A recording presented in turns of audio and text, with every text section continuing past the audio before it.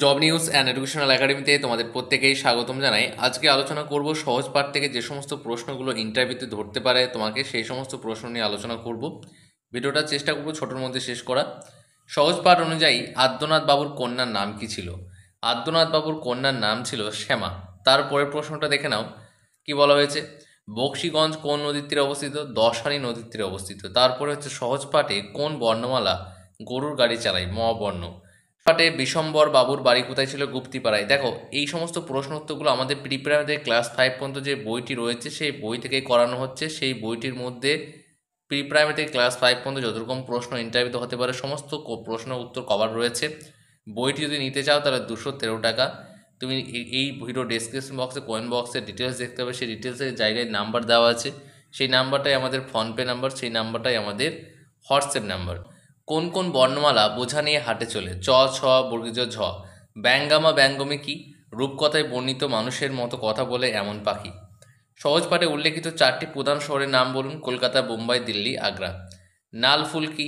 নাল ফুল অর্থ হচ্ছে শাপলা ফুল। বাংলাদেশের জাতীয় ফুল সাদা শাপলা।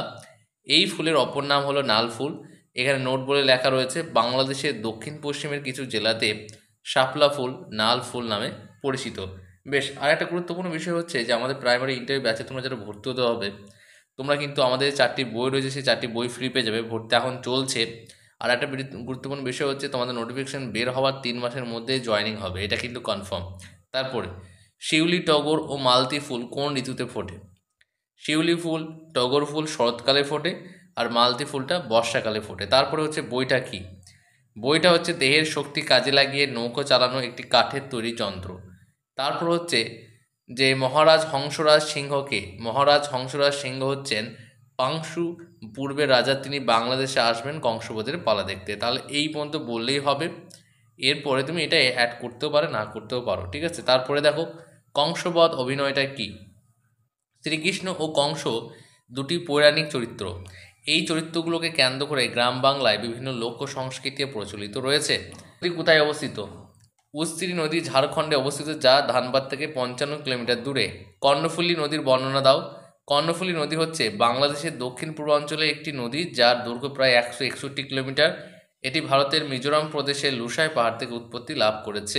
দেখো, যে সমস্ত প্রশ্ন উত্তরগুলো করানো হচ্ছিল, এখানে যে বইটি তুমি দেখতে পাচ্ছ প্রিপ্রাইমারি ক্লাস 5 পর্যন্ত অল অ্যান্সার কোয়েশ্চেন অ্যান্সার বুক, এই কোয়েশ্চেন অ্যান্সার বুক থেকে করানো হচ্ছে।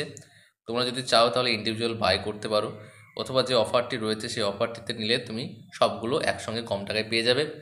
প্রিপ্রাইমারি টু ক্লাস 5 এটা একটা, প্রাইমারি ইন্টার বেস্ট বুক 2024 এটা একটা, আর বিগত বছরের প্রশ্ন উত্তর 2014-17 সেটা একটা। এই 3টে পড়তে হবে, অর্থাৎ 5টা নাম্বার যে প্রশ্ন উত্তর রয়েছে সেটা কভার করার জন্য তোমাকে 3টে বই পড়তে হবে। এই 3টে বই তুমি যদি নিতে চাও তাহলে 350 টাকা পে করতে পারো। কিন্তু তুমি যদি সবগুলো নাও, অর্থাৎ ডেমো বইটাও যদি নাও, তাহলে কিন্তু 650 টাকা পে করলে সঙ্গে সঙ্গে পেয়ে যাবে। 650 টাকা ফোনপে করে এই নম্বরে হোয়াটসঅ্যাপে স্ক্রিনশট পাঠালেই সঙ্গে সঙ্গে পেয়ে যাবে বইগুলো। তার সঙ্গে তোমার জেলা সংক্রান্ত প্রশ্ন উত্তর পিডিএফটাও পেয়ে যাবে। আর যদি ব্যাচে ভর্তি হও তাহলে এক্সট্রা তোমাকে আর 200 টাকা পে করতে হবে, অর্থাৎ 850 টাকা পে করলে তুমি ব্যাচে ভর্তি হতে পারবে। ব্যাচ কিন্তু শুরু হতে চলেছে, এই শুক্রবার থেকে ব্যাচ কিন্তু ভালোভাবে শুরু হবে।